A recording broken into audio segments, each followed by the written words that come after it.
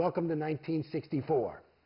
Okay? Apparently, you know, because the fucking thing didn't work and Dianetics didn't work, even though nobody ever said it didn't. But they always trying to perfect clear. Then the next Congress. And there were, what, 20, 30 of these fucking Congresses? Maybe about, I don't know, 200 hours or some shit? Every fucking Congress is, I got it this, now we've got clear handled. We finally got clear. And this is going on over, I'm listening from 1964 to like 1970, and they still haven't fucking handled clear, but they're selling you clear. And I said, what the fuck? That's exactly what they're doing to me now. I said, what the fuck? And I went back to it, and I'm talking to Dave Pettit, who's the head of CC, who now is handling my case personally. Personally. You know?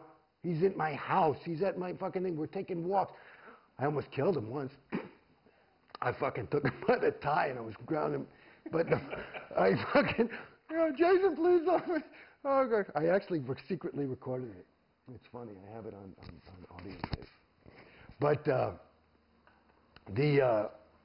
oh, fucking thing. Because he didn't want me to leave. Please don't leave. Please don't leave. I said, motherfucker, get out of the way or I will fucking kill you. And he wouldn't get out of the way, so I took him by the tie and put him down on the floor, and then I walked out. But, because it'll get you pissed. But that's how mad I was. I mean, I was fucked up.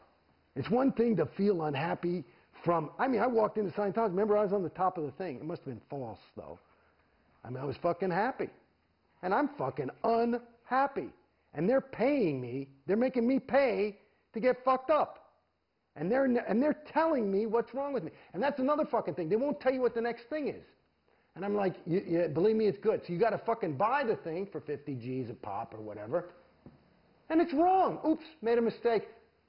We're going to do this now. I mean, are you fucking crazy? Do you see how stupid I was? I mean, it's like, oh my God. And that's the game. And I'm telling you, that's the game. So at any rate, the Congresses helped me out. Because I said, what the fuck? Because I never met LRH, and I figured he was good. I figured Scientology works. It's just these fucking mortals can't fucking give me Scientology. If Scientology works 100% of the time, this ain't fucking working, so I'm not getting Scientology. And that's what I said to him. I said, that's why I said you guys should give me the fucking money. It's one thing to make a fucking mistake, but, you know, let's say the last fucking 600 grand was a fucking mistake. I mean, I feel like I got a case, because if Scientology works, and they agree this didn't work, I bought Scientology, then you should give me my fucking money back.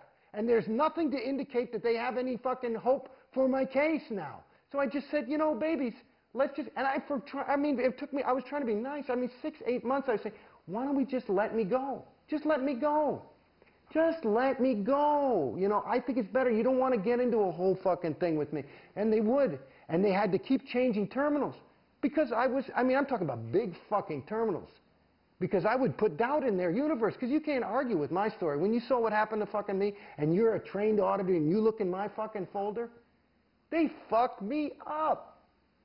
I'm talking about insane. I'm like, I mean, I've never been like that in my life. I walked out, I was like, hey, hi. I was never shy. I was never introverted or anything. I'm sitting there like, I'm fucked up now. You know what I mean? And so, I mean, they fucked me the fuck up. Well, the way out's the way through. I mean, there's no reason to get in that room.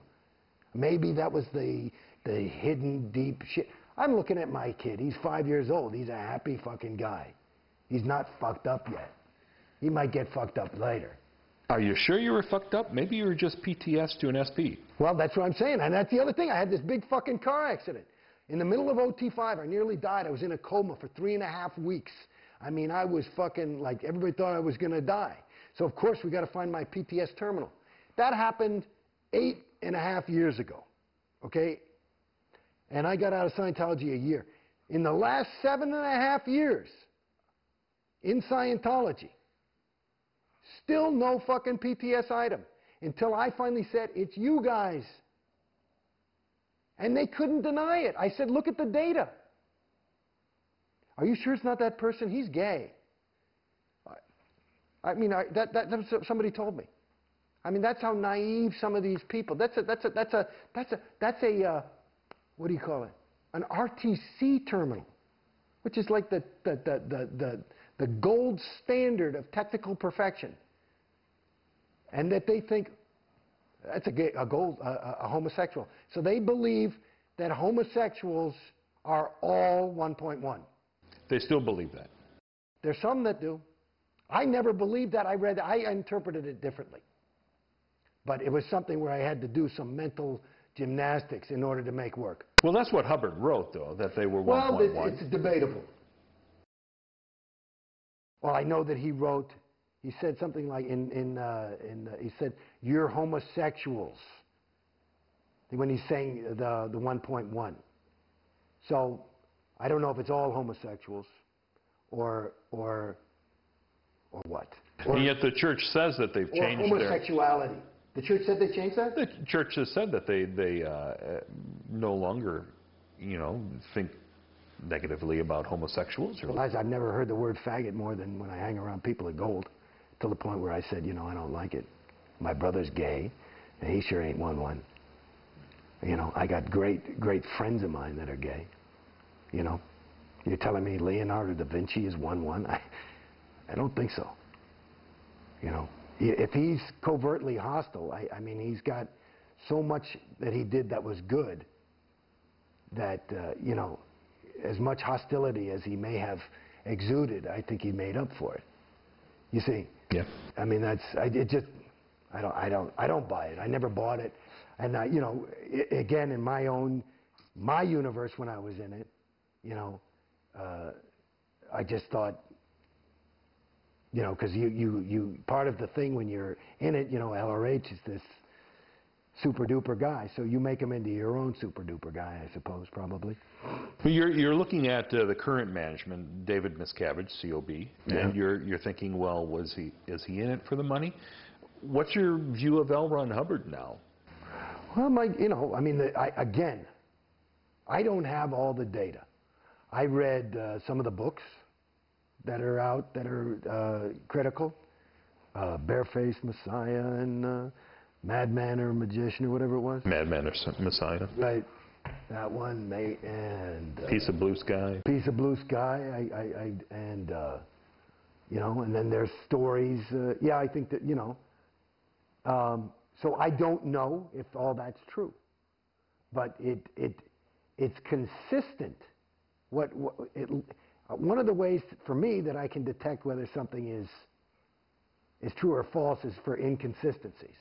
You say the guy, wore blue shoes, and here's a picture of him in red shoes. So I never saw anything inconsistent. But I didn't see it with my own eyes. But there's the person seemed reliable. But again, here I am, I'm just pulling out of this thing, and I thought LRH was reliable. And I don't. I don't think so now. I mean, I look, and the whole death and the death certificate and all this stuff, it's hard to argue with. It seemed like he was, and his kids, like my wife is. My wife is an interesting person to talk to as well, because she's class 5 OT5, or class 4 OT5, and but she's like one of those people. She could probably, do heroin for a year and then just say, oh, you know what, it's making me too skinny, and just put it down. You know what I mean? She's not a person, and she was, everybody loved her. A lot of, she was Jason Beghe's wife to some degree over there. But she's a remarkable person in her own right. And one of the ways is that she just doesn't, she's one of those people you just can't brainwash. So when she got out, it was kind of like, that's it. She just, she didn't even talk. I mean, it was like, I said, honey, I'm thinking about doing this. I think she was like, okay, fine, whatever. Flip the burger. And yeah, because I think they're, because she had said, she had always pointed out things that were inconsistent also. And, well, all these fucking OTs that aren't OT. Like, that's a fucking OT? And what's an OT supposed to be?